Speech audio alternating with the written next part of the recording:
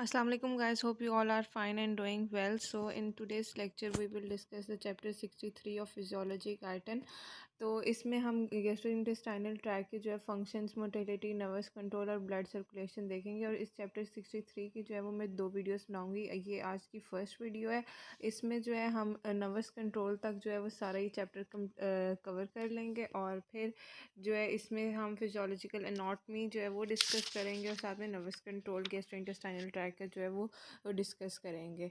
मैं आपको ये एडवाइस करूँगी कि आप इसके साथ जो है ना अपनी गाइडन, इस वीडियो के साथ ना अपनी गाइडन भी खोल कर रखें और साथ साथ उसके साथ मतलब पढ़ते जाएँ जो जो मैं आपको पढ़ाती जाती हूँ। अब हम पहले एलिमेंट्री कैनाल को डिस्कस कर लेते हैं। तो एलिमेंट्री कैनाल के थ्रू जो है वो वाटर, इलेक्ट्रोलाइट्स, विटामिन्स और न्यूट्रिएंट्स वगैरह जो है ना वो बॉडी के डिफरेंट पार्ट्स तक सप्लाई होते हैं। ठीक है, इसके लिए क्या ज़रूरी है कि क्या नॉर्मल फंक्शनिंग हो, वो movement of food through the alimentary tract, ठीक है, secretion of digestive juices and digestion of the food, absorption of water, various electrolytes, vitamins and digestive products, circulation of blood through gastrointestinal organs to carry away absorbed substances and control of all these functions। ये जो अभी 3-4 मैंने functions बताए, इन सब का जो control है by local nervous and hormonal systems.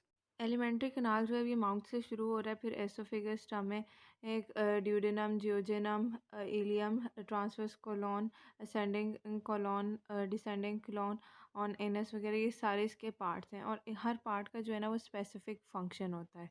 जैसे जो एसोफेगस है वो सिंपली जो है वो फूड के पैसेज में जो है वो हेल्प करता है। स्टमक जो है वो फूड की स्टोरेज में हेल्प करता है और जो स्मॉल इंटेस्टाइन है वो डाइजेशन और एब्जॉर्प्शन में हेल्प करता है। ठीक है, अब हम physiological anatomy of GIT wall देख लेते हैं। तो हम इसका पहले क्रॉस सेक्शन देख लेते हैं गट का। तो इसमें जो है हम आउटसाइड से शुरू कर रहे हैं और इनसाइड तक आ रहे हैं।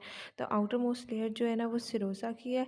उसके बाद जो है वो लॉन्गिट्यूडनल मसल आ रहे हैं, फिर सर्कुलर मसल आ रहे हैं। अभी सर्कुलर मसल के बाद जो है वो सब म्यूकोसा आ रही है, जो इरेगुलर सी लाइन्स है ना इसमें, तो ये सब म्यूकोसा इंडिकेट कर रही है। ठीक है, अब इसके बाद म्यूकोसल मसल है, फिर म्यूकोसा है और फिर एपिथेलियल लाइनिंग है। ठीक है, अब ये नीचे जो है प्लेक्सिस और ग्लैंड्स हैं, इनके बाद वो इंडिकेट किए हुए हैं। तो अब ये जो म्यूकोजल ग्लैंड है ये तो म्यूकोसा में ही आ गए और ये मेंटेरिक नर्व प्लेक्सिस और मीजनस नर्व प्लेक्सिस जो है ना ये लॉन्गिट्यूडनल मसल्स और सब म्यूकोसा में आ जाएगा। ठीक है, और सब म्यूकोसल ग्लैंड्स होंगे इनके अलावा।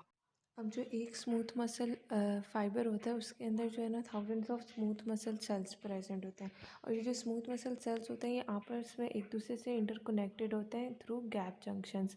मतलब कि अगर एक स्मूथ मसल सेल के पास एक्शन पोटेंशियल आता है तो वो पूरे जो है वो फाइबर में फैल जाता है। और इसी तरह एक स्मूथ मसल फाइबर में जो स्मूथ मसल सेल आपस में जिस तरह वो इंटरकनेक्टेड है, इसी तरह एक स्मूथ मसल फाइबर के जो मसल्स सेल्स हैं वो दूसरे स्मूथ मसल फाइबर के मसल सेल्स से भी इंटरकनेक्टेड है। यानी कि फिर जो स्मूथ मसल फाइबर्स हैं वो भी आपस में एक दूसरे से इंटरकनेक्टेड हो जाएंगे थ्रू गैप जंक्शंस। ये सारे जो हैं ये गैप जंक्शंस के थ्रू इंटरकनेक्टेड है। अब ये जो गैप जंक्शंस हैं ये अलाउ करते हैं low resistance movement of ions from one muscle cell to the next. और इसी तरह इलेक्ट्रिकल सिग्नल जो है वो भी आगे ट्रांसफ़र होता जाता है एक्शन पोटेंशियल की फॉर्म में।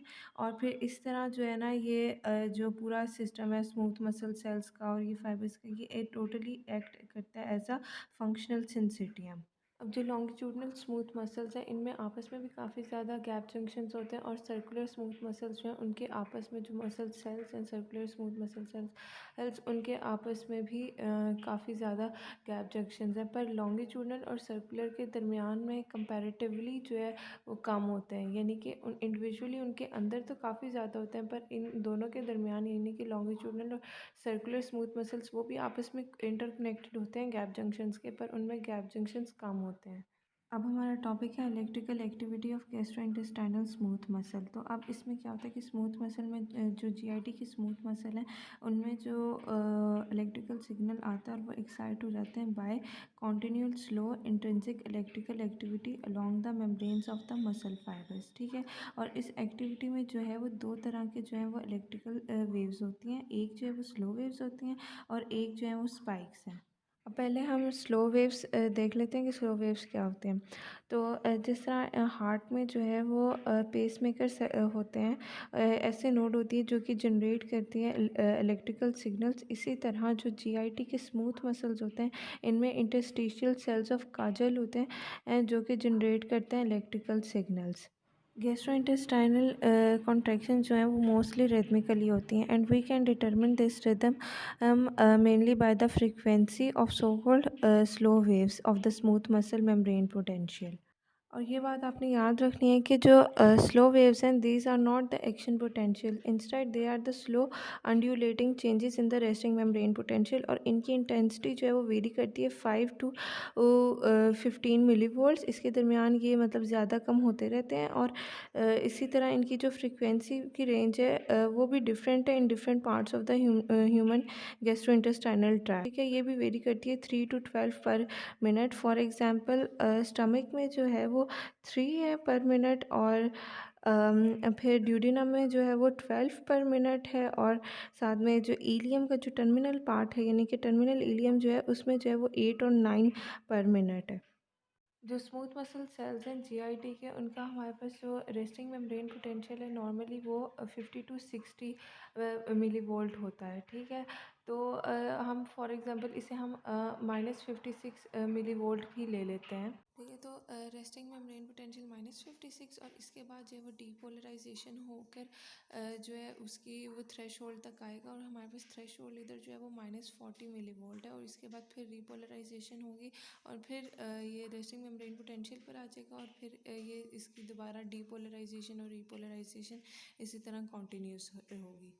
अब इसके बाद हम देख लेते हैं स्पाइक पोटेंशियल। स्पाइक पोटेंशियल क्या होते हैं? जो स्पाइक पोटेंशियल होते हैं, they are the true action potentials. मैं फिर बता रही हूँ कि जो स्लो वेव्स थी वो एक्शन पोटेंशियल्स नहीं थे। ठीक है, वो सिंपल चेंजेस थे इन द रेस्टिंग मेम्ब्रेन पोटेंशियल, जबकि जो स्पाइक पोटेंशियल्स हैं वो ट्रू एक्शन पोटेंशियल्स हैं, और ये जो है ये ऑटोमेटिकली जनरेट हो जाते हैं जब रेस्टिंग मेम्ब्रेन पोटेंशियल जो है वो जीआईटी स्मूथ मसल्स का वो -40 मिली वोल्ट तक चला जाता है। मोर पॉजिटिव हो गए, नॉर्मली जो है वो -50 to -60 मिली वोल्ट होता है, जबकि अगर ये पॉजिटिव होकर माइनस मिली वोल्ट हो जाएगा तो फिर जो है वो स्पाइक पोटेंशियल हो जाएंगे, और डिफरेंट स्पाइक्स जो हैं अपीयर होंगी हो रही होंगी। ये आपको ग्राफ में भी ये स्पाइक्स नज़र आ रही होंगी, ऐसे ये अपीयर हो रही होती हैं। अब हमने देखना है कि जो एक्शन पोटेंशियल है गैस्ट्रोइंटेस्टाइनल स्मूथ मसल्स का और जो नर्व फाइबर्स का एक्शन पोटेंशियल है, इनमें मेनली क्या डिफरेंस है। तो जो नर्व फाइबर्स का एक्शन पोटेंशियल होता है उसमें क्या होता है कि सोडियम आयंस जो है वो रैपिडली मूव करते हैं through sodium channels into the fibres, यानी कि सोडियम का जो है सोडियम आयंस का वो इन्फ्लक्स होता है, जबकि गैस्ट्रोइंटेस्टाइनल स्मूथ मसल सेल्स में जो है वो चैनल जो एक्शन पोटेंशियल कॉज करते हैं वो थोड़े डिफरेंट होते हैं। उनमें क्या होता है कि जो कैल्शियम आयंस जो हैं वो ज़्यादा मूव करते हैं, उनका ज़्यादा इन्फ्लक्स होता है as compared to sodium ions, यानी कि ज़्यादा कैल्शियम आयंस का अंदर जाएंगे और थोड़े से सोडियम आयंस अंदर जाएंगे, तो देयरफॉर हम इन चैनल्स को क्या कहते हैं? Calcium sodium channels. ठीक है, और फिर जो ये मतलब स्लोली ओपन होते हैं, स्लोली क्लोज होते हैं, इसकी वजह से ज़्यादा कैल्शियम और सोडियम जो है ना वो अंदर चले जाते हैं, और इसी की वजह से जो है वो स्पाइक्स प्रोड्यूस होती हैं। अब हम देख लेते हैं changes in voltage of the resting membrane potential. ठीक है, हमने पहले क्या कहा था कि जो जीआईटी के स्मूथ मसल्स हैं इनका एवरेज जो रेस्टिंग मेम्ब्रेन पोटेंशियल है वो कितना है? वो है -56 मिली वोल्ट्स। ठीक है, तो अगर जो ये पोटेंशियल है वो लेस नेगेटिव हो जाएगा तो फिर क्या कहेंगे? फिर हम कहेंगे कि डीपोलराइजेशन हुई है मेम्ब्रेन की। ठीक है, और जो मसल फाइबर्स हैं वो एक्साइटेबल हो गए, और अगर जो है वो पोटेंशियल जो है वो नेगेटिव हो जाता है, ज़्यादा नेगेटिव हो जाता है, तो क्या होगी? तो हाइपर पोलराइजेशन होगी, और जो फाइबर है वो लेस एक्साइटेबल हो जाएगा। ठीक है, फिर अभी जैसा ग्राफ में नज़र आ रहा है, तो वो कुछ फैक्टर्स हैं जो कि स्टिमुलेट करते हैं, मतलब कि वो डीपोलराइजेशन कॉज करते हैं, जैसा कि stretch of the muscles, acetyl choline, parasympathetic एक स्टिमुलस, और साथ में सेवरल स्पेसिफिक गैस्ट्रोइंटेस्टाइनल हार्मोन्स भी हैं। ठीक है, और इसी तरह जो हाइपरपोलराइजेशन कॉज करने के लिए भी कुछ फैक्टर्स हैं जो कि हाइपरपोलराइजेशन कॉज करते हैं, जैसे कि नॉर एपिनेफ्रिन और एपिनेफ्रिन का इफेक्ट, और फिर सिंपैथेटिक स्टिमुलेशन है। ये दोनों जो हैं ये क्या करेंगे? ये हाइपरपोलराइजेशन कॉज करेंगे। अब हम देखते हैं entry of calcium ions causes smooth muscle contraction, यानी कि अब जो स्मूथ मसल कॉन्ट्रैक्शन कब होगी, जब कैल्शियम्स जो है वो मसल फाइबर के अंदर आ जाएंगे। ठीक है, वो कैल्मोडुलिन प्रोटीन के साथ जो है वो बाइंड कर जाते हैं और फिर वो टोटल मैकेनिज्म जो है वो स्टार्ट हो जाता है। और इसमें जो है ये कैल्शियम आयंस क्या करते हैं, ये ना मायोसिन फिलामेंट्स को एक्टिवेट कर देते हैं और फिर डेवलप करते हैं active forces between the myosin filaments and the actin in filaments और फिर मसल कॉन्ट्रैक्शन करते हैं। ठीक है, जबकि जो स्लो वेव्स थी उनमें जो है वो कैल्शियम आयंस जो है वो एंटर नहीं होते स्मूथ मसल फाइबर में। उनमें जो है वो सिर्फ सोडियम आयंस की मूवमेंट होती है और इसी वजह से जो स्लो वेव्स हैं वो मसल कॉन्ट्रैक्शन कॉज नहीं करती। अब हम स्मूथ मसल्स की कॉन्ट्रैक्शन देख लेते हैं। तो स्मूथ मसल्स की जो कॉन्ट्रैक्शन है वो दो तरह की हैं। एक तो टॉनिक कॉन्ट्रैक्शन है और एक रिदमिकल कॉन्ट्रैक्शन है। रिदमिकल कॉन्ट्रैक्शन तो यही होगी कि डीपोलराइजेशन हुई है फिर रिपोलराइजेशन हुई है, मतलब वो इंटरवल्स में होती जाएगी रिदमिकल कॉन्ट्रैक्शन। जबकि जो टॉनिक कॉन्ट्रैक्शन है वो कॉन्टीन्यूस कॉन्ट्रैक्शन रहती है। ठीक है, इसका कोई मतलब कि जो बेसिक इलेक्ट्रिकल रिदम है इसका उससे कोई वास्ता नहीं है। ठीक है, पर ये जो है ये सेवरल मिनट्स और आवर्स के लिए रहती है और ये कॉन्टीन्यूस रहती है, पर इसकी इंटेंसिटी जो है वो कम और ज़्यादा हो सकती है। ठीक है, और ये sometimes it was caused by the continuous repetitive spike potentials, यानी कि उनकी फ्रीक्वेंसी ज़्यादा होगी तो उतनी ही ज़्यादा जो है वो कॉन्ट्रैक्शन हो जाएगी। ठीक है, और समटाइम्स जो है वो हार्मोन्स और अदर फैक्टर्स भी जो हैं वो ये टॉनिक कॉन्ट्रैक्शन कॉज करते हैं। ठीक है, एक और कॉज है टॉनिक कॉन्ट्रैक्शन का, वो है कि continuous entry of the calcium ions into the interior of the cell, जो कि जिसकी वजह से जो है वो मेम्ब्रेन पोटेंशियल जो है वो चेंज हो जाता है। ठीक है, अभी तक हमने दो बहुत इंपॉर्टेंट टॉपिक डिस्कस किए। पहला फिजियोलॉजिकल एनाटॉमी ऑफ जीआईटी और दूसरा जो है वो हमने इलेक्ट्रिकल पोटेंशियल्स जो हैं वो डिस्कस किए हैं। तो इलेक्ट्रिकल पोटेंशियल्स जो है ये आपको जो है वो थ्योरी के एग्ज़ाम में लिखने में भी आ सकता है और ये बहुत इंपॉर्टेंट टॉपिक है। और जबकि जो एनाटॉमिकल जो इसकी फिजियोलॉजी है या फिजियोलॉजिकल एनाटॉमी जो है इसकी, ये आपसे वाइवा में पूछी जा सकती है। अब हम देखते हैं जो neural control of gastrointestinal tract function, यानी कि इसका हम न्यूरल कंट्रोल देखेंगे। और इसमें जो है ना बेसिकली जो गैस्ट्रोइंटेस्टाइनल ट्रैक्ट का नर्वस सिस्टम है उसको हम इंटेरिक नर्वस सिस्टम कहते हैं। ठीक है, और इसमें जितने न्यूरॉन्स होते हैं उतने जो है स्पाइनल कॉर्ड में भी प्रेजेंट होते हैं। तकरीबन 100 मिलियन न्यूरॉन्स होते हैं। ठीक है, और ये जो इंटेरिक नर्वस सिस्टम है ये कहाँ से शुरू होता है, ये शुरू होता है एसोफेगस से और एक्सटेंड करता है एनस तक। ठीक है, और इसको हम गट ब्रेन भी कहते हैं। किसको कहते हैं हम gut brain, enteric nervous system को।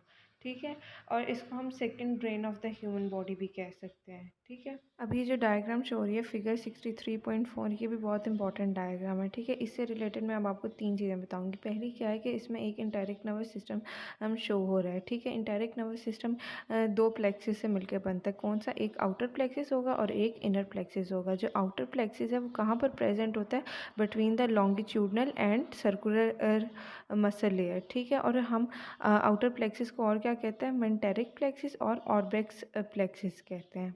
ठीक है, अब जो हमारे पास दूसरा प्लेक्सिस है इनर प्लेक्सिस, ठीक है, उसको हम सब म्यूकोसल प्लेक्सिस और मीजनर्स प्लेक्सिस कहते हैं। और ये नाम से पता चल रहा है कि ये कहाँ पर प्रेजेंट होगा, सब म्यूकोसा में। अब जो ये मेंटेरिक प्लेक्सिस है या आउटर प्लेक्सिस है ये क्या चीज़ कंट्रोल करता है, ये कंट्रोल करता है मेनली गैस्ट्रोइंटेस्टाइनल मूवमेंट्स। जितने भी गैस्ट्रोइंटेस्टाइनल मूवमेंट्स होते हैं उनको कौन कंट्रोल करता है, मेंटेरिक प्लेक्सिस। ठीक है, अब इसके बाद सब म्यूकोजल प्लेक्सिस है, वो क्या कंट्रोल करेगा, वो मतलब म्यूकोसा में अंदर वाली चीज़ें जो है वो मतलब जो ल्यूमन में होती हैं चीज़ें हो रही हैं या ल्यूमन से जो चीज़ें पास कर रही हैं उनको कंट्रोल करता है। जैसे कि गैस्ट्रोइंटेस्टाइनल सिक्रीशन, जितनी भी सिक्रीशन होंगी वो ल्यूमन में आकर आएंगे और ल्यूमन को जो है उसने सब म्यूकोसा ने जो है वो कवर किया, सराउंड किया होता है। ठीक है, तो अब एक तो ये क्या करेगा, गैस्ट्रोइंटेस्टाइनल सिक्रीशन को कंट्रोल करेगा और दूसरा लोकल ब्लड फ्लो को भी ये कंट्रोल करता है। अब दूसरा इंपॉर्टेंट पॉइंट क्या है कि जो इंटेरिक नर्वस सिस्टम है ये जो होता है ये इंडिपेंडेंट होता है किसके, extrinsic sympathetic and parasympathetic fibres के। ठीक है, मतलब इसका जो फंक्शन है इंटेरिक नर्वस सिस्टम का वो तकरीबन इंडिपेंडेंट ही होता है। पर फिर भी जो जो सिंपैथेटिक और पैरासिम्पैथेटिक फाइबर्स हैं, अगर उनका मतलब स्टिमुलस कोई आता है तो ये इनकी जो स्टिमुलस होता है ये एंटेरिक नर्वस सिस्टम की एक्टिविटी पे कुछ ना कुछ जो है वो असर ज़रूर करते हैं। ठीक है, जैसे कि जो पैरासिम्पैथेटिक नर्व फाइबर्स हैं ये क्या करेंगे, ये स्टिमुलेट करेंगे एंटेरिक नर्वस सिस्टम को, जबकि जो सिंपैथेटिक नर्व फाइबर्स हैं वो इनहिबिट करेंगे एंटेरिक नर्वस सिस्टम को। इसके अलावा जो थर्ड इंपॉर्टेंट पॉइंट है वो क्या है कि जो गैस्ट्रोइंटेस्टाइनल ट्रैक है, यहाँ गैस्ट्रोइंटेस्टाइनल एपिथेलियम है, गट वॉल है, इसमें से जो है वो सेंसरी नर्व एंडिंग्स जो है वो ओरिजिनेट करती हैं और फिर ये सेंड करती हैं अपनी एफरेंट फाइबर्स को कहाँ पर भेजती हैं। एक तो ये बोथ प्लेक्सिस में, यानी कि आउटर प्लेक्सिस और inner plexus of enteric nervous system वहाँ पे भेजती हैं, और कहाँ पर भेजती हैं, प्री वर्टिब्रल गैंग्लिया और स्पाइनल कॉर्ड और वेगस नर्व के थ्रू जो है वो ब्रेन स्टेम तक। ठीक है, तो ये कहाँ कहाँ भेजती हैं, दोनों जो हैं प्लेक्सिस वहाँ पर प्री वर्टिब्रल गैंग्लिया में और स्पाइनल कॉर्ड में और through vagus nerve brain stem. अब हम देख लेते हैं difference between the myenteric plexus यानी कि outer plexus and submucosal plexus जो कि इनर प्लेक्सिस है। ठीक है, जो सब म्यूकोजल प्लेक्सिस है वो कहाँ पे प्रेजेंट है, वो म्यूकोसा में या सर्कुलर लेयर और म्यूकोसा के दरमियान, मोस्टली पर ये म्यूकोसा में ही आ रहा होता है। ठीक है, जो कि जबकि जो माइंटेरिक प्लेक्सिस है, जो आउटर प्लेक्सिस है, वो किसके दरमियान प्रेजेंट है, वो लॉन्गिट्यूडनल और inner layer of circular muscle के दरमियान प्रेजेंट है। जो कि सब म्यूकोसा प्लेक्सिस है ये कंट्रोल करता है ये एक्सोक्राइन और एंडोक्राइन फंक्शंस ऑफ जीआईटी को, और जो मेंटेरिक प्लेक्सिस है ये कंट्रोल करता है मोटर फंक्शंस ऑफ जीआईटी को। और माइंटेरिक प्लेक्सिस जो है ये मेनली एक्साइटेटरी होता है और समटाइम्स ये इनहिबिटरी भी ये होता है।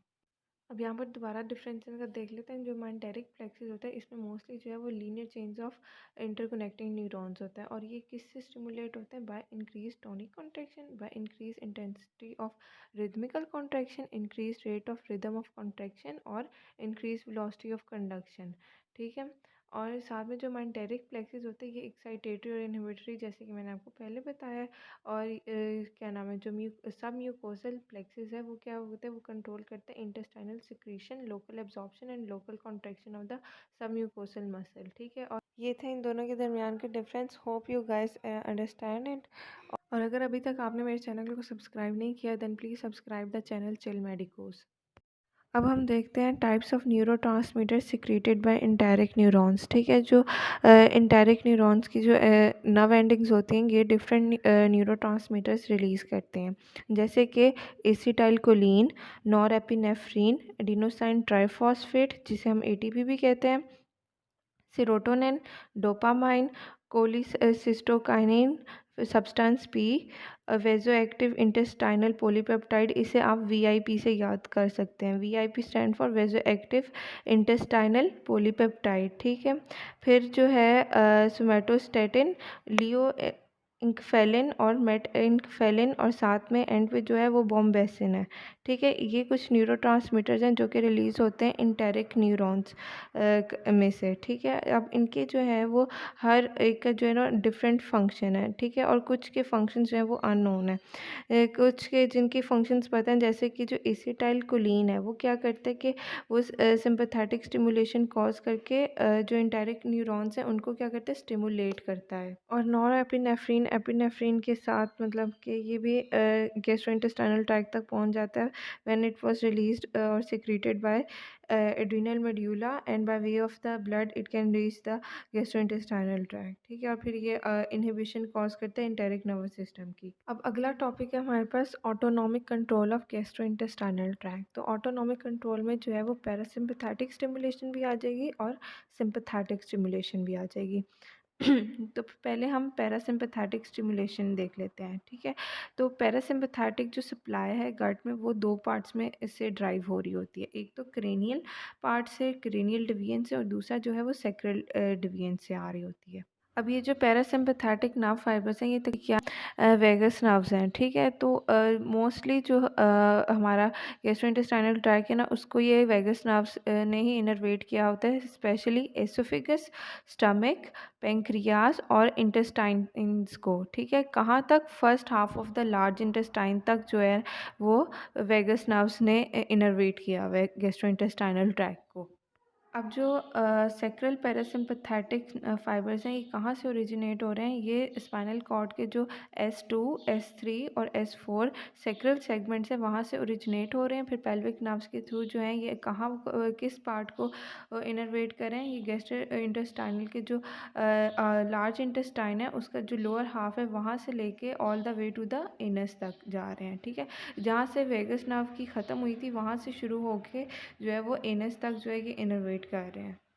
अब जो ये post ganglionic neurons of gastrointestinal parasympathetic system है, ये कहाँ पे लोकेट होते हैं?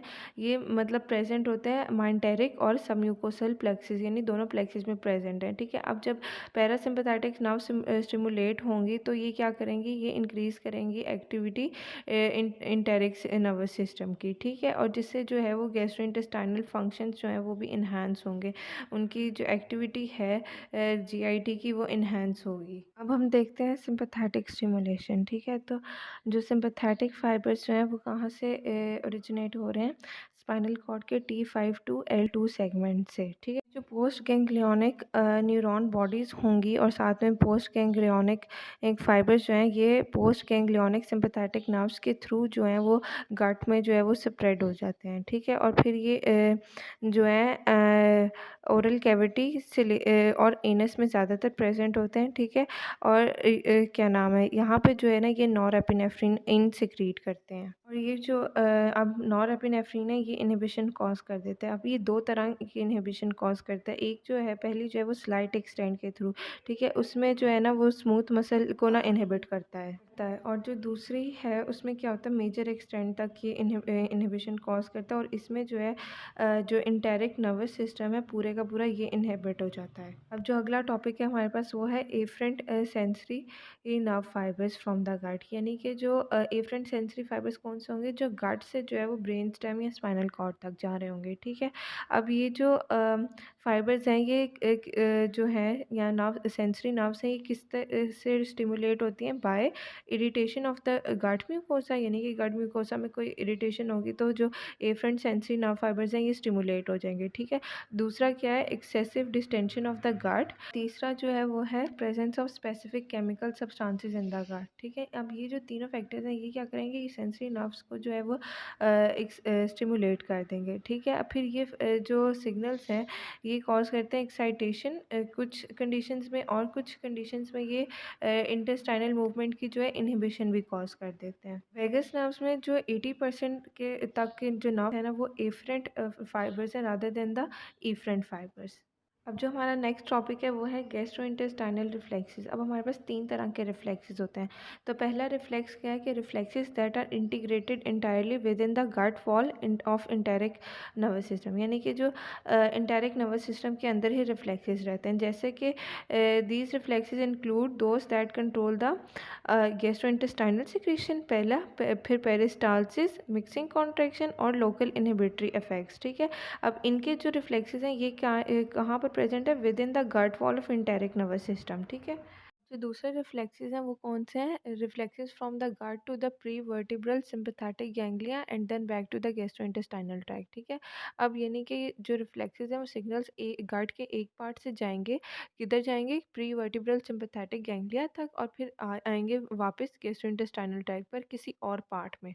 ठीक है, इस तरह के रिफ्लेक्सेस के एग्जांपल देख लेते हैं, जैसे कि गैस्ट्रोकोलिक रिफ्लेक्स। ठीक है, इसमें क्या होता है कि स्टमक से सिग्नल जाते हैं to cause the evacuation of the colon. ठीक है, दूसरी एग्जांपल है इंटेरोगैस्ट्रिक रिफ्लेक्स। इसमें जो है वो सिग्नल्स जाते हैं कोलोन और स्मॉल इंटेस्टाइन से, और ताकि जो ये स्टमक मोटेलिटी और स्टमक सिक्रीशन को इनहिबिट कर सकें। ठीक है, और फिर एक और एग्जांपल है कोलोनो इलियल रिफ्लेक्स। ठीक है, इसमें क्या है कि जो सिग्नल्स हैं वो कोलोन से जाते हैं, कहाँ जाएंगे?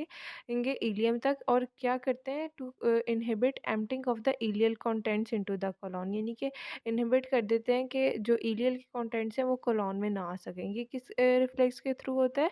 कोलोनो इलियल रिफ्लेक्स। ठीक है, अब जो थर्ड टाइप के रिफ्लेक्सेस हैं वो कौन से हैं? Reflexes from the gut to the spinal cord और brain stem and then back to the gastrointestinal tract, यानी कि जो सिग्नल्स हैं रिफ्लेक्स हैं वो गट से स्पाइनल कॉर्ड या ब्रेन स्टेम तक जा रहे हैं और फिर वापस जो है वो गैस्ट्रोइंटेस्टाइनल ट्रैक्ट में आ रहे हैं। इससे पहले वाले रिफ्लेक्स में जो है वो सिग्नल्स गट से कहाँ जा रहे थे?